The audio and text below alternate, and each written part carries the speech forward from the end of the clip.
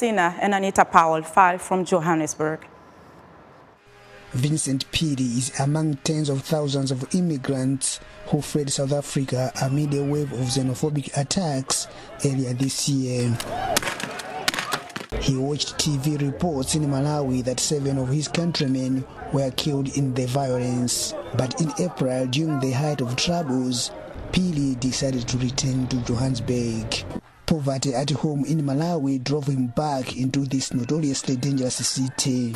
South Africa is like, I don't know, you're moving on top of a crocodile. Anytime it can turn on you and bite you, that's it. Juma Gaweza Saidi says he's seeing more xenophobic victims return to South Africa just months after fleeing. He runs a furniture factory in the centre of Johannesburg, near the site of some of the worst scenes of violence. Actually, these people were facing challenges like poverty. Like they come from families which are extremely poor, families which can't offer totally anything to them.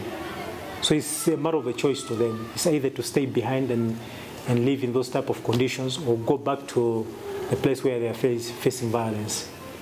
He also leads a community organization that helps migrants.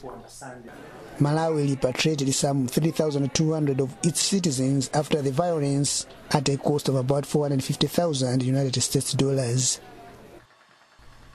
The number of returnees is unknown. Malawian community members say at least 100 people have returned in recent weeks. Saidi says many repatriated Malawians have been told they can't renew their passports for 5 years, which means that those who are returning are often doing so illegally at a great risk.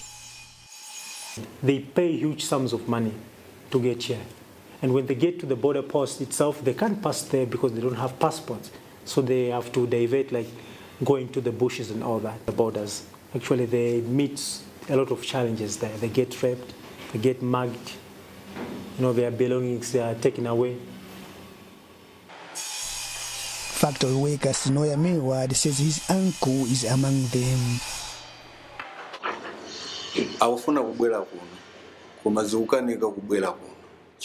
He is failing to stay in Malawi because of problems like poverty and difficulties in how he can raise money to feed himself.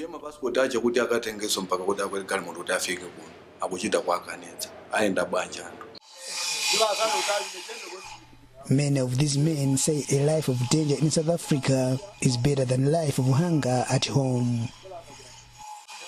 It's a gamble, they say, but one they are willing to take. Lamek Masina for VOA News.